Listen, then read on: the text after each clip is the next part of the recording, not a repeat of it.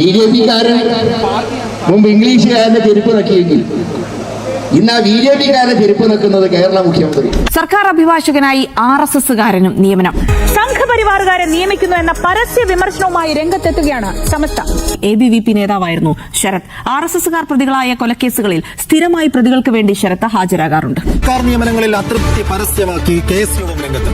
PM ശ്രീയുമായി മുന്നോട്ടു പോകാനുള്ള നീക്കം, സംസ്ഥാന തെരഞ്ഞെടുപ്പ് കമ്മീഷണറായി N ശേഷാദ്രിനാഥനെ നിയമിക്കൽ, സർക്കാർ ലീഡർമാരുടെ സംഘപരിവാർ ബന്ധം തുടങ്ങിയ വിഷയങ്ങളിൽ സർക്കാർ നിലപാടുകളിൽ സമസ്തയ്ക്ക് ശക്തമായ വിയോജിപ്പുണ്ട്. സംഘപരിവാർ ബന്ധമുള്ള ആളുകളെ ഉന്നത സ്ഥാനങ്ങളിൽ പോസ്റ്റ് ചെയ്യുന്നതിൽ എല്ലാവർക്കും സ്വാഭാവികമായും പ്രതിഷേധമുണ്ടാവും. സംഘപരിവാർ ബന്ധമുള്ളവരെ സർക്കാർ ഉന്നത പദവിയിൽ നിയമിക്കുന്നത് UDF ഗൌരവത്തിലെടുക്കുമെന്നാണ് പ്രതീക്ഷയെന്ന് SYS സംസ്ഥാന സെക്രട്ടറി അബ്ദുസമദ് പൂക്കോട്ടൂർ. കേരളത്തെ ഒരു വർഗീയതയിലേക്ക് കൊണ്ടുപോകാതെ ജനാധിപത്യ രീതിയിൽ സൗഹൃദപരമായി കൊണ്ടുപോകണം. രാഷ്ട്രീയ പാർട്ടികൾക്ക് തെരഞ്ഞെടുപ്പ് കമ്മീഷൻ അയച്ച കത്തിൽ BJP-യുടെ ചിഹ്നം.